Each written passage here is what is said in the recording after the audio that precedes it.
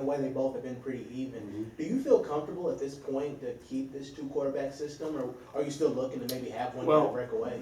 As I said all along, I'll play the guy that we feel like can move our offense, and I don't care who it is. I really don't.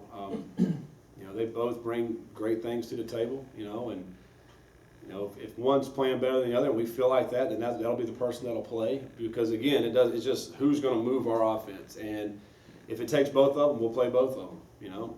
I really, there hasn't been one that just kind of jumped out over the other one like, it's real easy to say this person should be playing the whole time. It hasn't really been that way. They've both done a lot of good things. So, and we needed both of them, in some wins we've had this year. So I would suspect we'll need them throughout the rest of the season, both of them, and really, that's all, you got those two, and that's all we have. So, whoever's playing the best, that's who will play.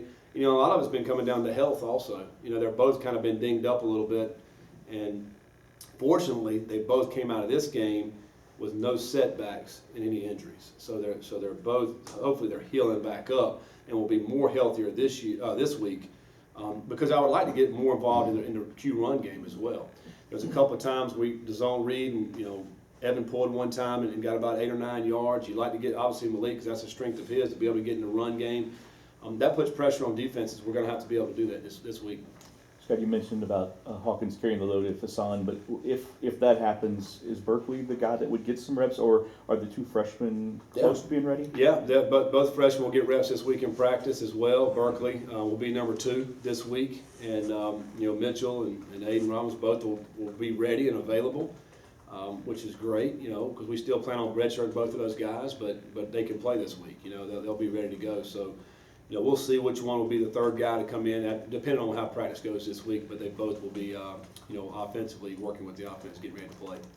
What more can your running backs do in terms of how they run the ball? I mean, how would you change their style, and how can they help the quarterbacks out a little bit more? Well, I think Hawkins has done and Hassan when he's played as well. They've both done a really good job running our offense as far as in the run game. Been very productive. We're getting the production we need out of them. We'd like to get them probably more involved in the pass game, out of the backfield. There were times Saturday when Clemson dropped 8, and you'd like to be able to slip that back out right underneath and drop it off to them. And I think that would help, because in space they're good. They can make guys miss.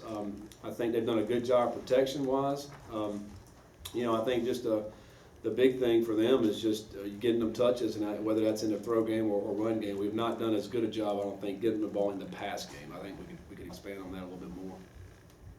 Coach, when you go into a game knowing you're going to play both quarterbacks, does that change? I know they do the same things, but does that change how you call a game, or how the rhythm of the game might go? Not really. I really hadn't changed calling it depending on who's in the game. We have our game plan we're going in. They both executed it all week in practice, and so we really haven't changed anything with it. I've got confidence in running Evan as well as Malik, as far as the Q run stuff goes. So they really hadn't changed much. They both, taken shots down the field, throwing it, and they've connected on them. I feel good about both of them running our offense, and just, whoever's in has to be able to execute and do that.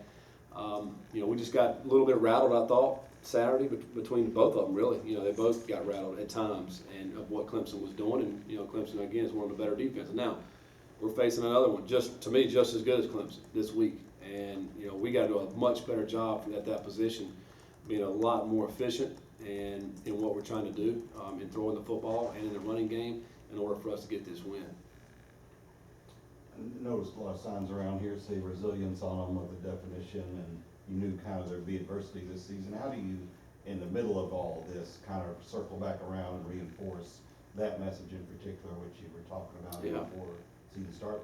Yeah, it's just coming to work every day. I thought the guys did a good job yesterday at practice when they came over here, and very disappointed in not getting the win and not playing the way we wanted to play. But you got to move forward, and so they did a good job on the field with making corrections.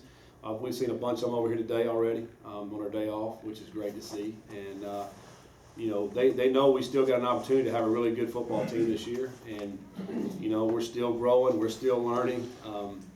And that's the encouraging thing about our guys. I think they come to work every day. Hey, what's in front of us now? And it's Virginia. We got a great opportunity. You know, so I think that's the key, is just showing up every day and working hard. Tomorrow's a big day for us.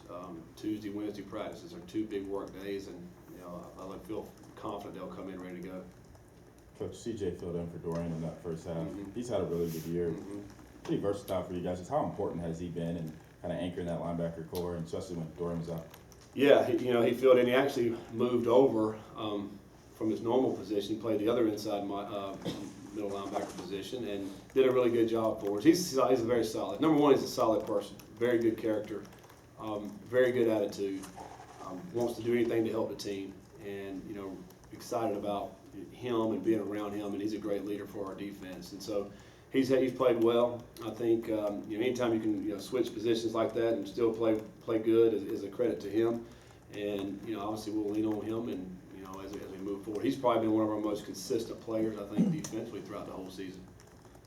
Coach, what is it, Joe Reed, you mentioned earlier, but when he gets a kickoff, what is it about him? Because he's got some speed, but it just seems like he picks the right angle to go every time. I think there's just a knack for returning kicks. I think, you know, Hassan's got it. You know, Hassan's just, he understands where to hit the hole, and then all of a sudden, if it gets clogged up, he's got good vision to be able to break out somewhere else. And you know, this one, they do a good job of their scheme, but I always say kick return guys, you have to be a special person, and he is. He just, you know, something about speed and power.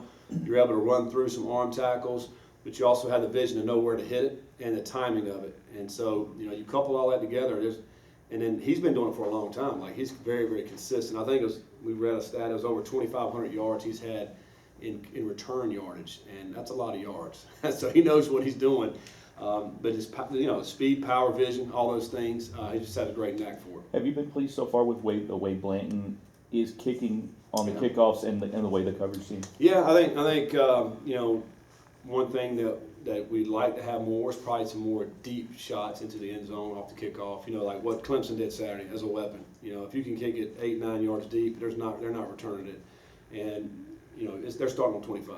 And you know, the one time that they did pop it up to us a little bit shorter, then you know, Hassan takes a good return back. And so, you know, and like this team here, you know, we got to do some things where he doesn't get those opportunities because, you know, just like this past weekend, dude kicks it off to him, and next thing you know, you're just 7 more points. So you got to do a great job with it. Our coverage teams, what we think we can do better, you know, we want to stop those guys inside the 25. If they choose not to fair catch it inside the 25, and like Saturday, Clemson had one, they brought one out, you know, I forget how far, 40-yard line or something, but you got to do a better job of closing that down.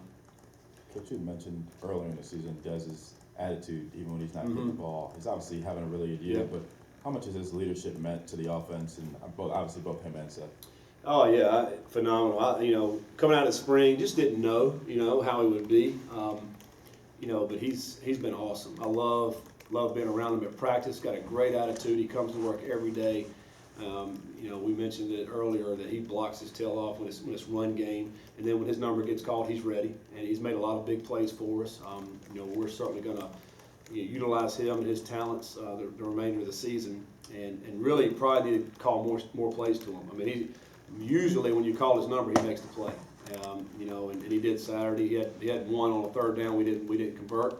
But other than that, he made the play. And you know, he's a big guy with good speed and has really good hands. And a guy that practices that hard like he does and comes to work every day, they just get better and better and better. I mean, he's got a ton of potential. To me, he's not even reached where he can be. You know, specifically about Dez. And then Seth, another great leader, comes out and goes to work every single day. And you know, just appreciate those guys because they're consistent. I think that's any coach wants is consistent players, and that's what they bring to the table. You talked about red shirts. How do you feel going into the second half of the season, or towards the latter end of the second half of the season, about the general attrition and team health? Well, you know, I think you get to this point, you know, you're beat up, and there's a lot. Shoot, every team in the country is probably beat up a little bit to a certain extent, and we're no different. And when I say beat up, you're not 100%. You know, that doesn't mean you're not going to play. We got several guys on defense that they're coming to work, they're practicing every day, but they're dinged. You know, they got bruises and they're probably not 100%, and you know, but they're practicing and they're pushing through it because I mean, that's football. That's going to happen. You know, but what you'd like to have is some other guys that step up and really start helping out with some reps, and particularly where you start seeing is on special teams. you know, if you got guys that are usually our starters on one or two special teams, they also start on defense or offense, then you're gonna have to start replacing some of those guys. But it just can't be any fall off, and that's where other, you know, younger guys have to step in and make some plays. And you get into this part of the season where you'll start seeing some more names, some more guys that are playing that will still redshirt, but they'll be able to help us a little bit depth-wise on special teams. Along that line, when we're talking about health, when you get to this point in the season, and you're trying to get through that home stretch, is there anything that you might ease back on or change in the routine to keep guys fresh? Yeah, you know, once we get, you know, probably through this week right here, you do have a bye. So our byes, I think, come at really good times where you have 4 games, and then we finish with 4. So we'll try to get a lot of guys healthy next week. Won't practice as long next week, and then the last month of the season, those last 4 games, you'll probably cut back a little bit practice-wise on our 2 work days, Tuesday, Wednesday. Maybe even take some shoulder pads off one of those days, because if you get in this point in the season, you've played so physical that you know you don't need to bang in practice. You need to save those hits for those game days. And so once we get to that point in the season, we'll probably see a little bit of that. We'll back off a little bit time-wise and shoulder pads wise, so it becomes more mental practices so you're fresh on Saturdays. Absolutely. Coach, you mentioned obviously only having 2 quarterbacks, obviously Malik and Evan. I think for the very first time this year, Malik slid against Clemson. Yeah, I was wondering why he slid. Is that something you guys have talked about? No, we didn't talk about that. Okay, I didn't know. I don't know why he did that. No, we don't want to do that. All right. All right, thanks guys.